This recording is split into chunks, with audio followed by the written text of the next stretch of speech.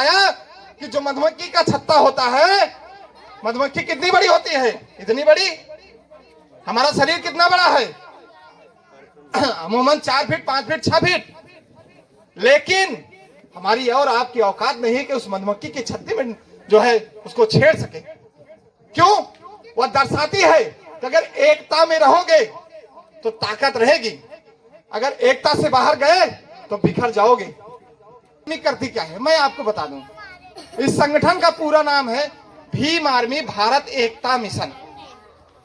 एकता मतलब सबको संगठित करके रखना, सबको अपने साथ लेकर के चलना। ये एक मिशन है। किस चीज का मिशन है अब मैं बताऊंगा आपको। इसका नाम है भीम आर्मी भारत एकता मिशन। इस समाज में कहीं भी अन्याय होता है, अत्याचार होता है, कोई भी दोषपूर्ण कार्य होता है, कहीं भी हमारी बहन बेटियों के साथ कुछ गलत होता है, तो तमाम राजनीतिक पार्टियां इस देश में बनी हुई है। सभी दावा करते हैं कि हम आपके अधिकारों की रक्षा करेंगे। चुनाव का समय जब आता है, गांव में आते हैं और कहते हैं कि हम आपके हितैषी हैं। लेकिन बच्चों शांत रहो, जय भीम बोलो, जय भीम, जय भीम। हाँ, इधर ध्यान दो। चुनाव जब आता है, आते हैं हमारे गांव में, वोट मांगने के लिए कहते हैं कि हम तुम्हारे अधिकारों की रक्षा करेंगे। लेकिन जब जैसे चुनाव का समय खत्म होता है, चीजें खत्म हो जाती हैं, तो इस बस्ती में वह सांसद और विधायक कभी लौट करके आते नहीं। क्या झांकने आते हैं? नहीं आते हैं। कभी आपके घर के मड़हे में आग लग गई तो वह सांसद महोदय को समय नहीं है कि आपके मड़हे को देखने आ जाएं।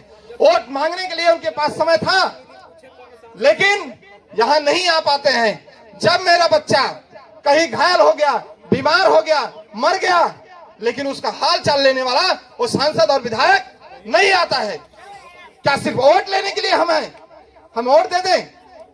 हम क्या इसलिए वोट देते हैं कि तुम मेरे जाति के हो, मेरे समाज के हो, इसलिए वोट देते हैं? हम इसी नाम पे वोट देते हैं कि मेरी जाति वाला है, चलो बड़ा अच्छा होगा, वोट दे देते हैं। लेकिन वो जाति के नाम पे वोट लेकर के चला जाता है और दूसरे को पोषण करने का काम करता है। इस समय कितने सांसद और विधायक हमारी जातियों के हैं, लेकिन हमारे अधिकारों पर रोज कुठाराघात हो रहा है, कोई बोलने वाला नहीं है। किसी की हिम्मत नहीं है कि बीजेपी में जो हमारे सांसद और विधायक बैठे हैं उस सरकारों के खिलाफ बोल सके। बाबा साहब ने अधिकार दिलाया, आरक्षण दिया, उस आरक्षण की बदौलत तुम सांसद बने हो। अगर बाबा साहब ने वह आरक्षण नहीं दिया होता तो तुम्हारी औकात नहीं थी कि तुम वहां संसद में बैठ सकते।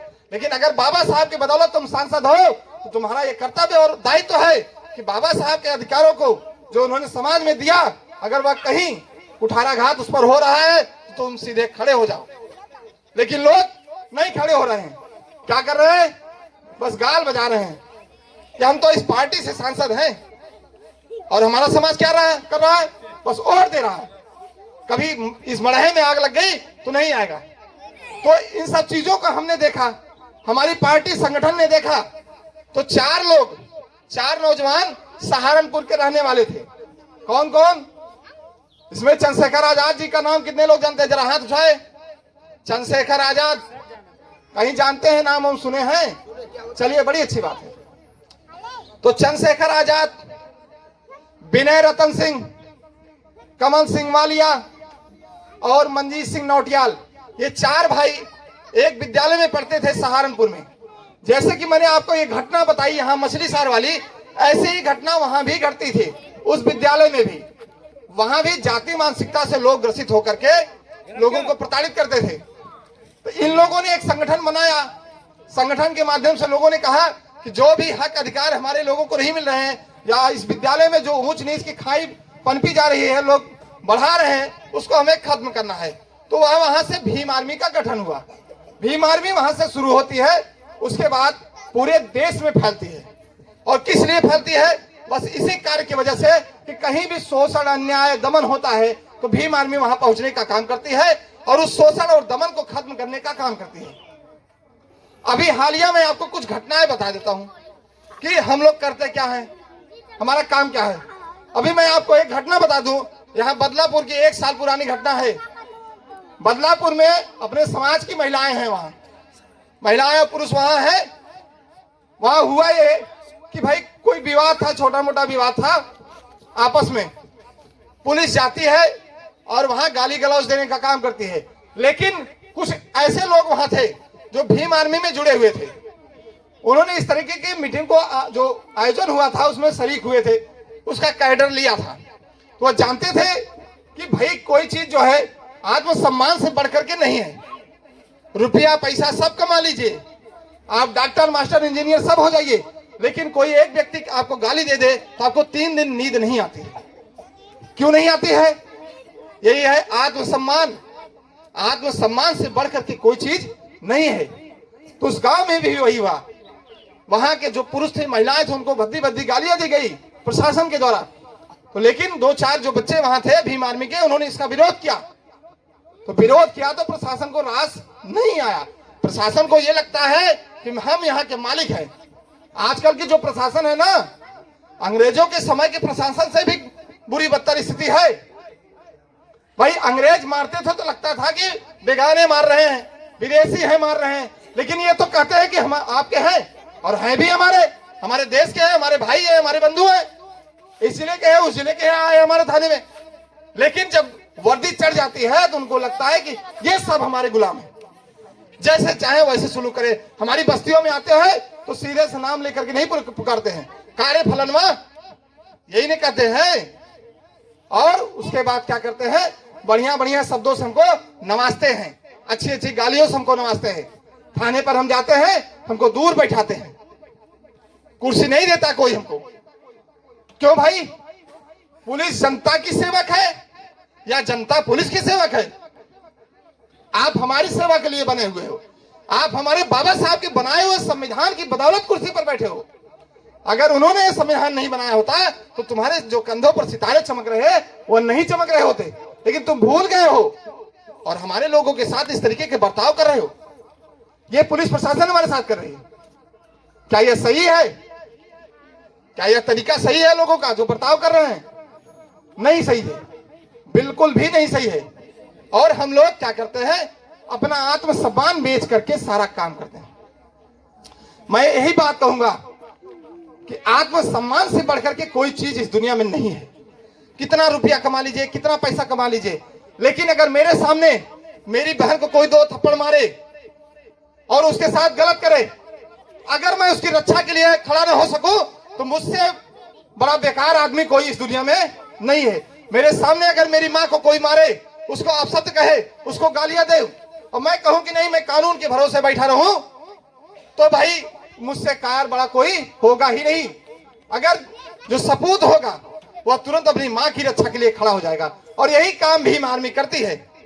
अगर भीम आर्मी को कहीं सूचना मिली कि मेरी माँ को, मेरी बहन को, उनके साथ ऐसी कोई घटना हुई है, तो भीम आर्मी न आओ देखती है न ताओ देखती है, तुरंत वहां पहुंचने का काम करती है।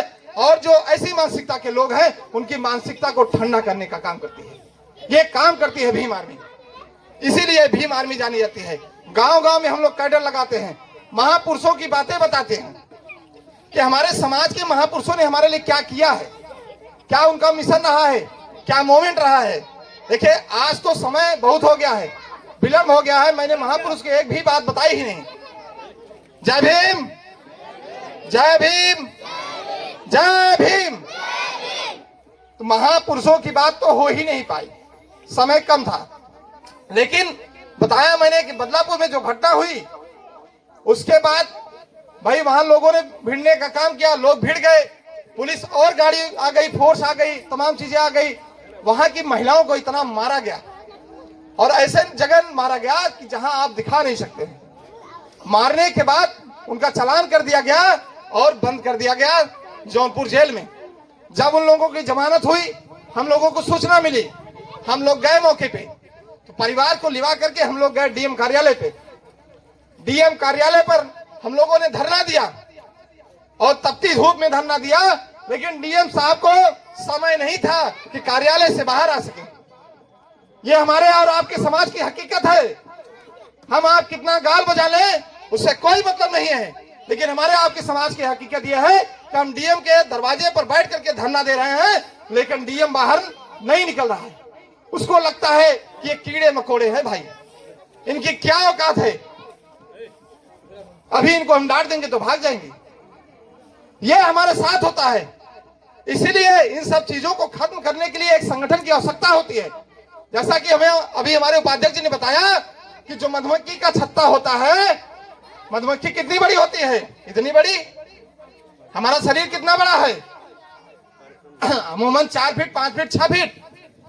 लेकिन हमारी और आपकी औकात नहीं है कि उस मधुमक्खी के छत्ते में जो है उसको छेड़ सके। क्यों?